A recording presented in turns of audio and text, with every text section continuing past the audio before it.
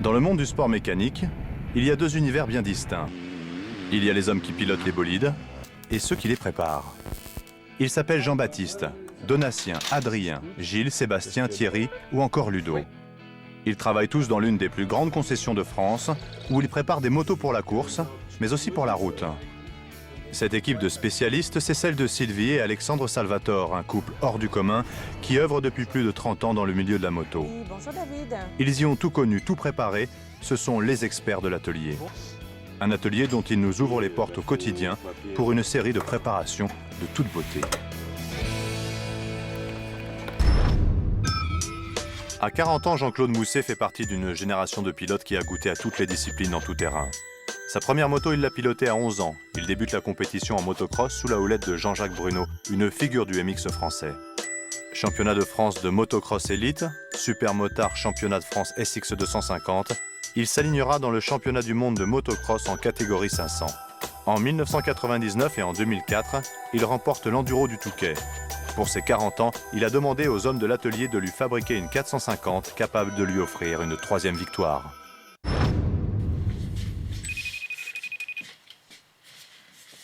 Oh, salut Jean-Claude, tu vas bien? Salut Coco, ça va et toi? Ouais. Bon bah écoute, Donc t'as réfléchi? on parle un petit peu du Touquet. Ouais. Ouais, j'ai bien réfléchi et puis bah ce serait bien qu'on reparte pour essayer d'aller chercher cette troisième victoire. Voilà, je vais savoir si t'étais partant Ouais.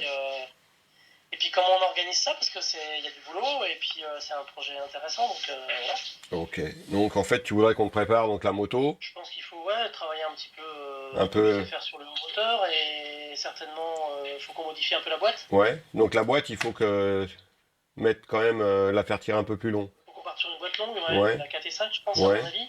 Alors, on fera un peu de test mais je pense que c'est ce qu'il faut faire. Après travailler un petit peu sur le bras oscillant, Sur les têtes de fourche, regarder, voir, essayer autre chose.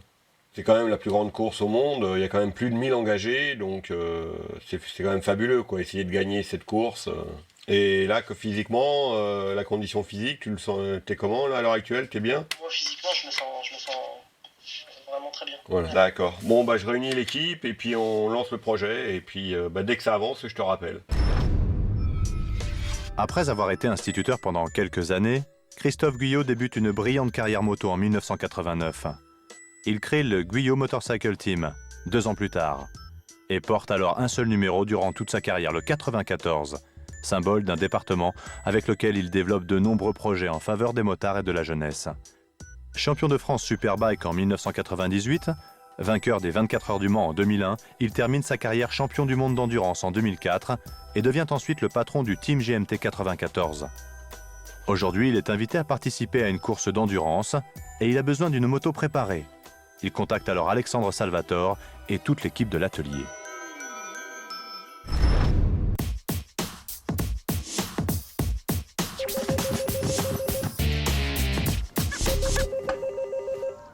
Oh, salut Christophe, qu'est-ce qui t'amène? Bonjour Alex. Bah écoute, encore un de nos nombreux projets. Ouais. Je voudrais participer aux 5 heures de Carole. C'est le trophée Grégory Le Marchal qui a lieu au mois de juin. D'accord, la course d'endurance Et donc? pour ça, j'ai besoin d'une R1 parce qu'on ne peut pas utiliser les nôtres. Hein, c'est Ouais. pas possible. Alors, mon idée, c'est de te faire envoyer la R1 que j'ai pour les stages de pilotage, hein, les Ouais. origines. Hein. Ok. Et puis à partir de là, faudrait tout préparer. Hein. Ah d'accord. Donc, Donc, de l'endurance, hein. Fourche, amortisseur, carénage. C'est pour faire les 5 heures de Carole en juin. D'accord. Donc en juin, ok. Voilà, ni plus ni moins. Donc, faut que je voie avec tes fournisseurs aussi pour avoir toutes les pièces.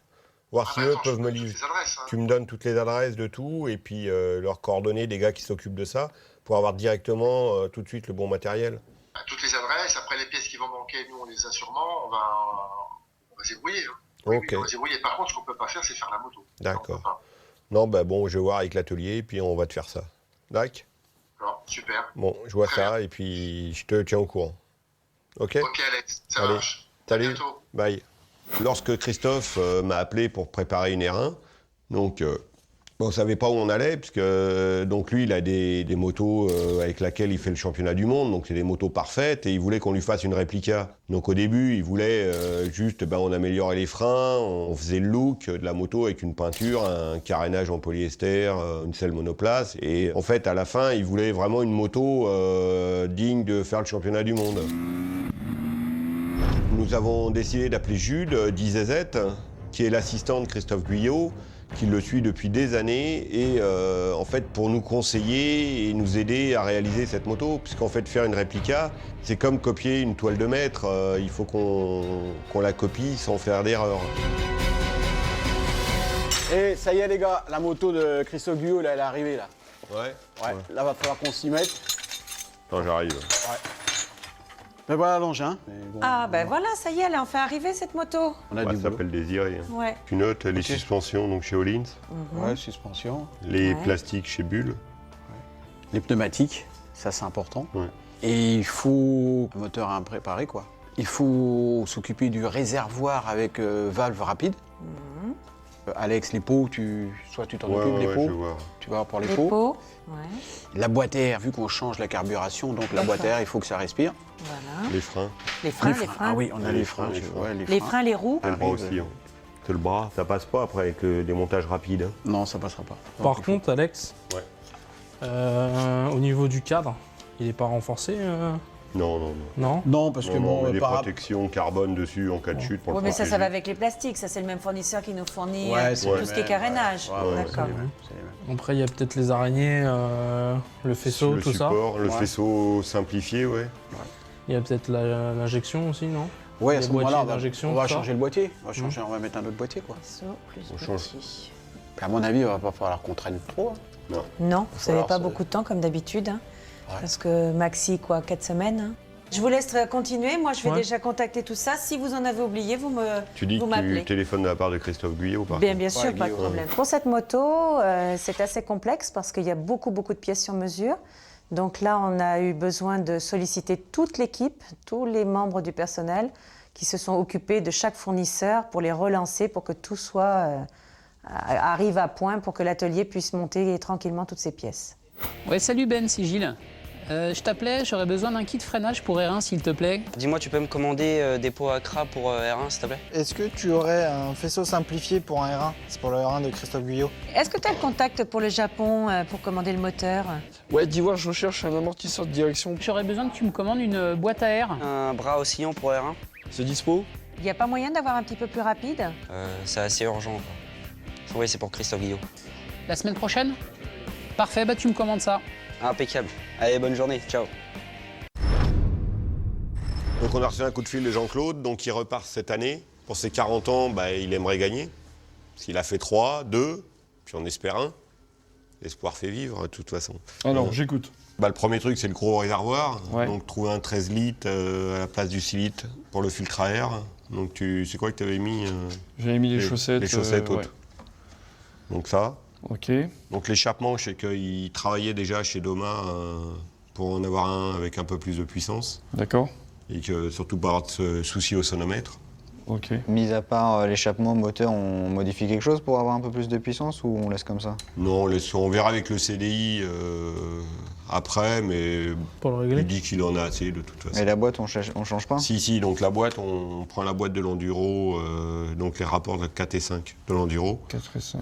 Qu'est-ce qu'on y met la transmission? Donc on fait une chaîne à joint, Ouais.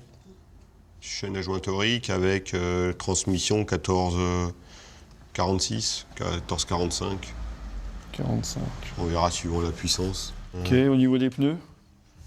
Pneus sable, Pneus ça, ouais. donc ça tu commandes. Au niveau des protections, protège-mains ou... Ouais, donc on lui met des oreilles. Ouais. Ouais. Au niveau fiabilité? Là, c'est la 3e année qu'on roule avec la moto, on a 0 souci. À la télé, en fait, t'as l'impression que c'est facile, mais quand toi, tu vas rouler dans le sable, ça n'a rien à voir, quoi. Ah bah oui, Même par rapport à de la terre ou quoi, c'est le jour et la nuit. Allez, rien, tu vois pour les pièces. Ok, j'ai tout Tu noté. vois ouais. les fournisseurs que Jean-Claude avait l'année dernière. Ouais. Tu les recontactes s'ils sont prêts à nous suivre. Et puis, et les gars, vous commencez donc sortir le moteur, comme d'hab, le bras oscillant, les roues, les pneus. Une moto pour faire le piquet, donc c'est déjà une moto puissante, parce que dans le sable, on perd en gros la moitié de la puissance réelle. Et autrement, donc, on modifie donc les suspensions en fonction du poids du pilote et puis de comment il les veut.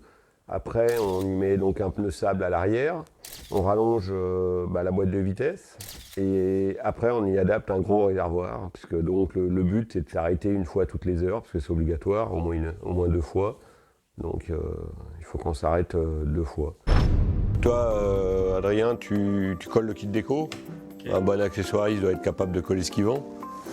Hein? Donc toi, tu recouvres les plastiques. Donc on a d'autres plastiques. On va pas décoller les... On les garde.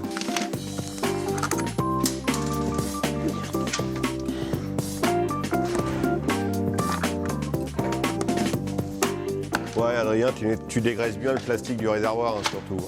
C'est pour que ça colle, vu que c'est en plus un réservoir.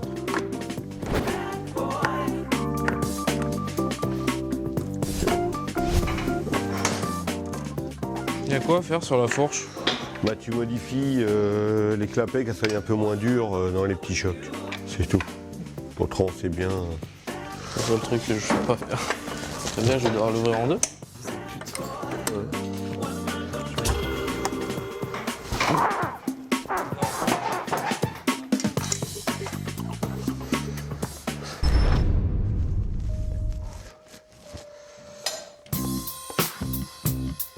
T'as peur? Ouais, Ça. Juste le poids de la serve. Trop bas. T'aurais le bouquin de la 450 2011, 10, 11, 12, Ouais. 13 Ouais, je dois en avoir là-bas dans les kits pièces. Ouais, kit pièce. Bon. Mais qu'est-ce que tu sais pas? C'est au niveau de la fourche pour enlever au niveau d'en bas, pour enlever le plongeur complet. Parce qu'il y a le bouchon, mais j'arrive, enfin avant de le péter, je vais faire une connerie. Ouais. Je préfère vérifier, Ouais, regarde, ça ouais. coûte rien. Ouais. Au niveau de la fourche, faut faire super attention qu'il n'y ait pas de poussière qui rentre dedans. Faut pas se louper, parce que sinon on peut casser la fourche. Il y a quand même pas mal de petites pièces à l'intérieur qu'il faut bien remboîter dans le bon sens. Et après, c'est beaucoup de petites pièces avec des petits clapets, en faisant attention qu'il n'y ait pas de la merde qui rentre dedans, parce que ça peut obstruer les clapets. Toucher les fourches, ça sur les motos de cross, les motos de route, c'est encore un métier de spécialiste. Et il existe aujourd'hui en tout terrain des spécialistes qui font que des suspensions. Ouais, Dédé, tu fais ça bien, hein, ça va te changer. Parce que Jean-Claude, il est hyper pointilleux sur la fourche. Hein. C'est pas grave, c'est lui qui sera dessus, c'est pas moi. Ouais, le problème, c'est qu'au Touquet, il y a 300 000 gus qui vont le voir. Si t'as mal fait la fourche, on va le savoir, hein, surtout.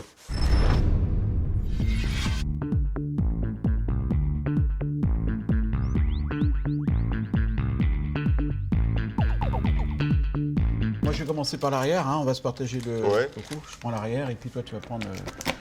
Tu commences l'avant si tu veux. Manuel du propriétaire, si tu sais pas comment ça marche. Ouais.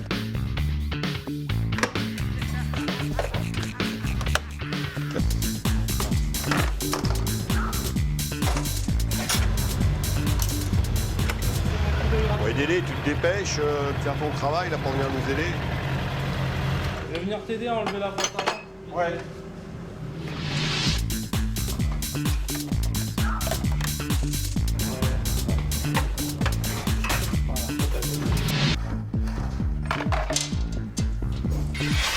Les pots, ils risquent pas de tomber hein, parce qu'ils sont serrés. On enlève les clignotants, ou on leur laisse le gauche pour qu'ils doublent. Voilà.